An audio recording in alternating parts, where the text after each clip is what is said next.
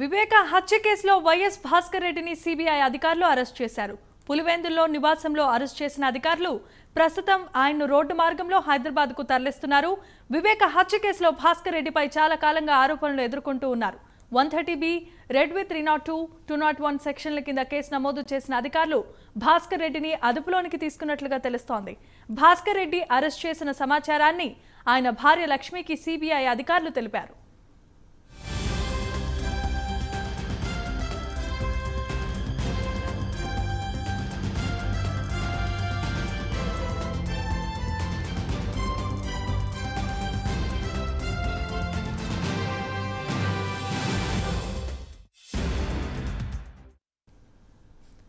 హైదరాబాద్ కు భాస్కర్ రెడ్డిని తరలించిన తర్వాత సాయంత్రం జడ్జి ముందు ప్రవేశపెట్టే అవకాశం ఉన్నట్లుగా తెలుస్తోంది. మరోవైపు హైదరాబాద్ లో అవినాష్ రెడ్డి ఇంటికి సిబిఐ మరో బృందం చేరుకున్నట్లు తెలుస్తోంది. ఇప్పటికే వివేక హత్య కేసులో అవినాష్ రెడ్డిని 4 సార్లు ప్రశ్నించారు. మొన్న అవినాష్ రెడ్డి అనుచరుడు ఉదయ్ కుమార్ రెడ్డిని అదుపులోనికి తీసుకున్న అధికారులు తాజాగా ఆయన పిఏను అదుపులోనికి తీసుకున్నారు.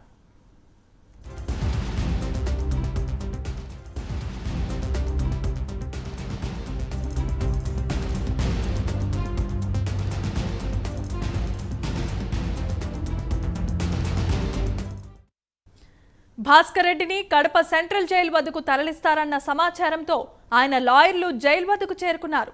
అయితే భాస్కర్ రెడ్డిని రోడ్డు మార్గంలో హైదరాబాద్ తరలించడంతో లాయర్లు సెంట్రల్ జైలు నుంచి వెనుదిరిగారు.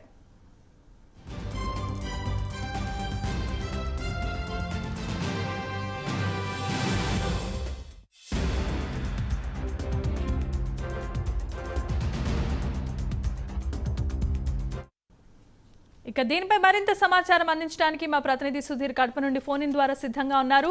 సుధీర్, చెప్పండి, ఇప్పుడు మనం చూస్తున్నాం భాస్కర్ రెడ్డిని వివేకానంద హత్య కేసులో అరెస్ట్ చేసి సిబిఐ అధికారులు తరలిస్తున్నట్లుగా చూస్తూ ఉన్నాం. సాయంత్రానికి హైదరాబాద్ చేరుకొని జడ్జి ముందు ప్రవేశపెట్టే విధంగా సిబిఐ బృందం ప్రయత్నాలు చేస్తోంది.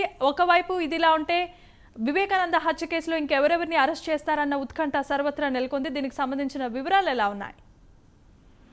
థ్యాంక్ యూ జమీమియా. ఏదైతే మాజీ మంత్రి అలాగే వైఎస్ వివేకానంద రెడ్డి హత్య కేసుకు సంబంధించి ఇప్పటికే సిబిఐ అధికారులు దుప్పుడు పెంచారని మనం చెప్పుకోవచ్చు. అయితే పూర్తి వివరాలకు వెళ్తే కనుక మొన్న 2 రోజుల క్రితం ఏదైతే కడప సెంట్రల్ జైలు కేంద్ర కారాగారం ఆధారంగా చేసుకొని కడప ఎంపీ అవినాష్ రెడ్డి ప్రధాన అనుచరుడైనటువంటి ఉదయ్ కుమార్ రెడ్డిని కూడా ఇప్పటికే సిబిఐ అధికారులు అరెస్ట్ చేశారని చెప్పుకోవచ్చు. అయితే ఈ నేపథ్యంలో ఉదయ్ కుమార్ చెప్పిన కాల్ డేటా ఆధారంగా కూడా మరికొంతమందిని విచారించాలనుకున్న సిబిఐ అధికారులు దాదాపుగా హుటాహుటిన ఈ రోజు ఉదయం కడప జిల్లా పులివెందులలో ప్రత్యక్షమని చెప్పుకోవచ్చు. అయితే పులివెందులో చేరుకున్నటువంటి సిబిఐ అధికారులు వైఎస్ భాస్కర్ రెడ్డి ఇంటి దగ్గరికి వెళ్లి ఆయన ఇంట్లో ఉన్న సమయంలో అతనితో దాదాపుగా 2 గంటల పాటు అతని విచారణ చేపట్టడం జరిగింది.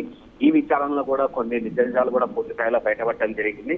అయితే వైఎస్ భాస్కర్ రెడ్డి కూడా మొత్తంగా సిబిఐ అధికారులు సెక్షన్ 130B అలాగే రెడ్ విత్ 302 అలాగే 201 కేసు కింద కూడా ఆయన మీద నమోదు చేసి ఆయన పూర్తి స్థాయిలో అరెస్ట్ చేయడం జరిగింది. అయితే ఈ అరెస్ట్ ను కూడా తన భార్య లక్ష్మి అధికారులు సమాచారం ఇచ్చి ఆయన పేరుంది. మరోపక్క చూసుకుంటే ఏదైతే భాస్కర్ రెడ్డికి సంబంధించినటువంటి టీఏ రాఘవరెడ్డి కూడా ఉన్నాడో రాఘవరెడ్డిని కూడా పూర్తి స్థాయిలో పోలీసులు అదుపులో తీసుకొని అతని దగ్గర ఉన్నటువంటి మొబైల్ అలాగే భాస్కర్ రెడ్డి వాడుతున్న మొబైల్ కూడా పూర్తి స్థాయిలో సీజ్ చేసిన పరిస్థితి అయితే ఉంది. మరోపక్క చూసుకుంటే కనుక కడప ఎంపీ అయినటువంటి అవినాష్ రెడ్డిని కూడా ఉదయం నుంచి కూడా హైదరాబాద్ లో ఆయన ఇంట్లో కూడా సిబిఐ అధికారులు విచారణ కొనసాగిస్తూనే ఉన్నారు. దాదాపుగా ఉదయం 7 గంటల ప్రాంతంలో వెళ్ళినటువంటి సిబిఐ అధికారులు ఇప్పటికీ దాదాపు 3-4 గంటలు కావస్తున్నా విచారణ కొనసాగిస్తున్నారు. అంటే ఈ కేసులో ఎటువంటి నిజాలు బయటపడాలో దాని నుండి కూడా పూర్తిగా అవుతున్న పరిస్థితులే. మరోపక్క ఏదైతే ప్రధాన అనుచరుడైనటువంటి ఉదయ్ కుమార్ ఉన్నాడో ఆ ఉదయ్ కుమార్ సంబంధించి గూగుల్ టేకర్ ద్వారా కొంత సిబిఐ సమాచారం రాబట్టింది. ఆ సమాచారం ప్రకారం కూడా అవినాష్ రెడ్డిని విచారించినట్టు మనకైతే పూర్తిగా తెలుస్తుంది. మొత్తంగా చూసుకుంటే కనుక ఇప్పటికే సుప్రీంకోర్టు ఈ కేసుకు సంబంధించి ఈ నెల లాస్ట్ లోపల కూడా పూర్తి చేయమన్న నేపథ్యంలో కూడా దానికి కట్టుబడినటువంటి సిబిఐ కూడా దూకుడు పెంచిందని చేసుకోవచ్చు. మరోపక్క చూసుకుంటే కనుక ఏదైతే భాస్కర్ రెడ్డిని అక్రమ అరెస్టు నిరసిస్తూ కూడా అటు పులివెందుల అటు కడప మొత్తంగా ఉమ్మడి కడప జిల్లా వ్యాప్తంగా ఇప్పటికే వైసీపీ శ్రేణులు కూడా బయటకు వచ్చి నిరసన కార్యక్రమాలు చేపడుతున్న పరిస్థితి అయితే మరోపక్క పులివెందులో చూసుకుంటే కనుక వైఎస్ భాస్కర్ రెడ్డి అక్రమ అరెస్టును చూసుకొని పులివెందుల పూలందరూ కూడా దాదాపుగా అభిమానులందరూ కూడా ఒక నిరసన ర్యాలీ అయితే చేపట్టడం జరిగింది. Thank you Sudheer.